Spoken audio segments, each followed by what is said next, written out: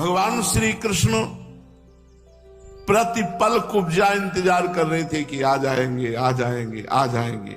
अचानक दरवाजे पे देखा भगवान श्री कृष्ण। कुब्जा का घर बहुमूल्य सामग्रियों से सजा हुआ था। श्रृंगार रस का उद्दीपन करने वाली बहुत सी साधन सामग्री थी। रोज वो ये करती थी, पता नहीं किस दिन भगवान आ जाए। दीपक की शिखाएं जगमगा रही थी और फूलों के हार, चंदन, भगवान को देखते ही हड़बड़ा गई कुब्जा और आसन से उठ खड़ी हुई और विधि पूर्वक भगवान का स्वागत सत्कार किया और भगवान को श्रेष्ठ आसन पर बैठाकर पूजन किया। भगवान श्री कृष्ण जी अपने साथ उद्धव जी को भी ले गए थे। उसने उद्धव जी का भी समुचित रीत से पूजन किया, परंतु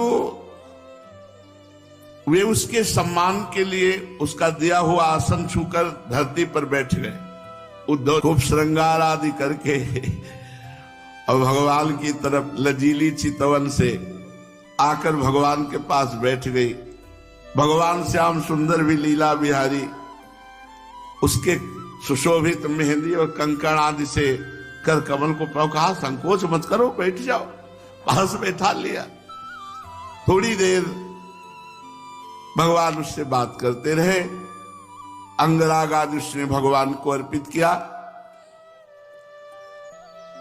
कुब्जा भगवान से प्रेम नहीं करती, इसीलिए उसको दुर्भगा कहा है श्री सुखदेव जी ने। ठीक यही भाम संतप्त हृदय है। वो भगवान से प्रेम नहीं कर रहे, काम संतप्त हृदय, इसीलिए परमहंस श्री सुखदेव जी ने इसे दुर्भगा कहा। और सही केवल एक शुभ कर्म का फल भगवान दे रहे कि भगवान को उसने चंदन अर्पित किया। कुब्जा